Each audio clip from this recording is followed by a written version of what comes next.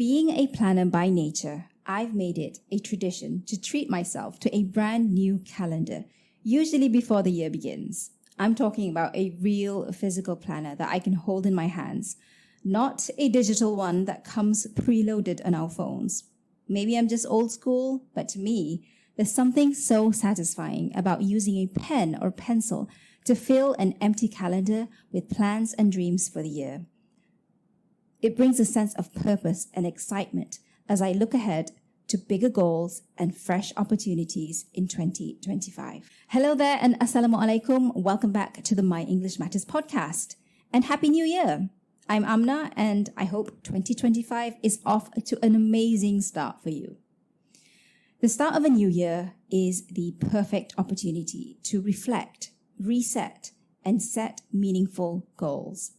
And over the past few months, I've been rethinking my approach to goal setting and trying to align my goals with this season of my life. In this episode, I'll be sharing practical tips and personal insights on goal setting. These ideas are inspired by the newsletters we send to our Members Monthly students. So while Members Monthly focuses on improving English proficiency, our newsletters often cover broader themes like personal growth and staying motivated. Now, writing these newsletters has been a great exercise for me personally to organize my thoughts and see them in a structured way through writing. So we send our students newsletters once a month. And as I sit down to write them, I always take the time to reflect on the things I've been thinking about and how our students can apply them in their own lives. Because I truly believe that no aspect of our lives exists in isolation.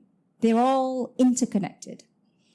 Your personal growth impacts other areas of your life, such as your career, your relationships, and your learning. And for you, as a listener of this podcast, your journey in learning English. And it's always a joy to share these reflections with our members, so I thought you might find them helpful too. Now, before we dive in, if you are enjoying this podcast, I'd love for you to take a moment to leave us a rating and review. It really helps us reach more people so we can continue to provide valuable content that helps you grow and succeed on your journey. Your support means the world to us. All right, let's dive in and make 2025 a year of progress, growth, and achievement. As I record this episode, it's January 2025, and while the excitement of the new year might feel like it's already fading, this is the perfect time to reset and refocus. I've been there too, feeling a little stuck or unsure about what to prioritize next. And whenever I feel this way, I've learned to turn it into an opportunity to pause and realign. So one thing I love to do is revisit my calendar and map out my goals for the months ahead. Being a planner by nature, I've made it a tradition to treat myself to a brand new calendar, usually before the year begins. I'm talking about a real physical planner that I can hold in my hands, not a digital one that comes preloaded on our phones. Maybe I'm just old school, but to me, there's something so satisfying about using a pen or pencil to fill an empty calendar with plans and dreams for the year. It brings a sense of purpose and excitement as I look ahead to bigger goals and fresh opportunities in 2025. So, if you are feeling stuck or uninspired, start by doing one activity that forces you to think ahead and into potential opportunities. Maybe it's buying your own 2025 calendar, or starting a new notebook to capture ideas, or planning a fun trip with friends or family that will rejuvenate you. These small steps can create a ripple effect, bringing renewed energy into your year. So whatever your focus is, use this fresh start as an opportunity to take intentional steps towards something that excites and inspires you.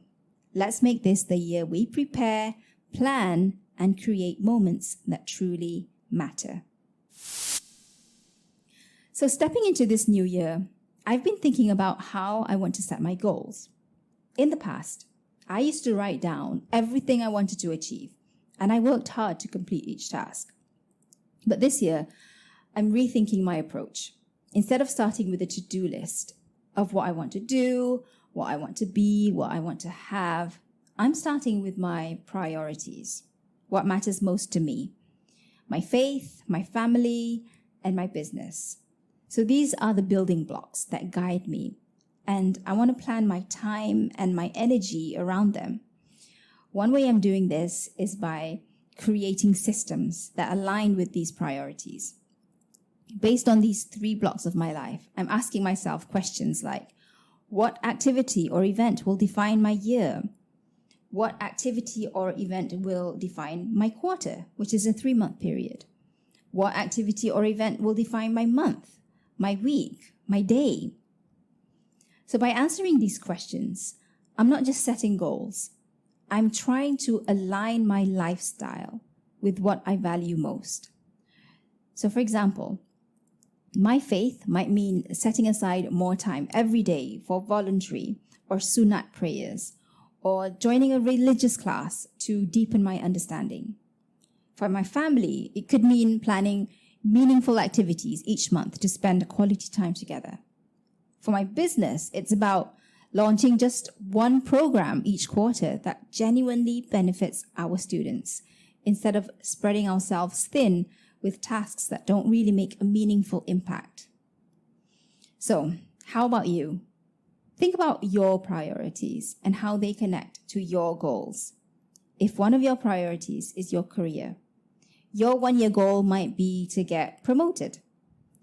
So what steps can you take each month or each quarter to improve your communication skills to achieve that?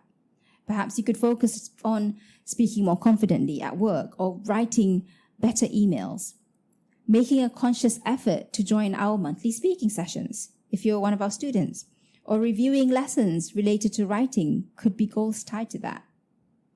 If one of your priorities is travel, your goal might be to visit an English-speaking country this year. So what could you do weekly or daily to prepare for that? Maybe it's learning new vocabulary, journaling in English, or watching videos to improve your listening. By aligning your goals with your priorities, you're not just setting goals. You are striving to live a life that reflects what you truly value. And remember, there's no right or wrong way to set goals or work towards them. What truly matters is the person that you become as you strive towards your goals, whether you achieve them or not. Every step you take helps shape a better, more fulfilled version of yourself. All right, next, I'd like you to consider something different about setting goals. Instead of setting realistic goals, what if you aimed for something big, even if it feels a little unrealistic? Now, I was inspired to think this way after listening to a podcast episode with Dr. Benjamin Hardy, who is an organizational psychologist and a co-author of 10x is Easier Than 2x. I'm planning to buy this book, by the way. I couldn't find it online, but I saw it on the Kinokuniya website, and I'm going to ask my husband to get it for me as he works in that area. But anyway, in this book, Dr. Hardy explains how aiming for 10 times or 10x the result can actually be easier than striving for just double or 2x the result. Now, this concept really stuck with me, and here's why. When you set big goals, you kind of force yourself to shift your mindset. Instead of getting bogged down by small, busy tasks that don't really move the needle, you start thinking about how to work smarter, not just harder. Now, big goals, they push you to step outside of your comfort zone, rethink your approach, and focus on what truly matters. For instance, if your goal is simply to improve your English, you might work on it here and there, but without much direction. But what if your goal was to give a flawless presentation in English at work? ace an international job interview, or have meaningful conversations with people from around the world. These bigger goals demand a more focused and strategic approach, and they'll inspire you to take bolder actions like practicing regularly, joining our speaking sessions if you're one of our students, or immersing yourself in English in new ways. And here's an important reminder. It is okay if you don't achieve these big, unrealistic goals right away. And you might not even achieve them at all. But the real value lies in the mindset shift. And I've heard people say that success is 90% mindset and only 10% effort. So by aiming high, you'll begin to think differently about your daily actions. And that change in thinking will drive you to move closer to your goals. So I encourage you to think big when it comes to your personal and professional goals. Dream of where you want to be and let that vision guide your actions. You'll not only make progress, but you might also surprise yourself with just how far you can go. All right. Now for my last point, I want to talk about the idea of aiming for progress, not perfection. So I was chatting with a friend recently, and she expressed her frustration about not being able to stick to a schedule for her children's learning at home. And she said, "It's so hard to stick to a schedule." I then shared a perspective that I found helpful for myself. We need to think of our schedule as an ideal schedule.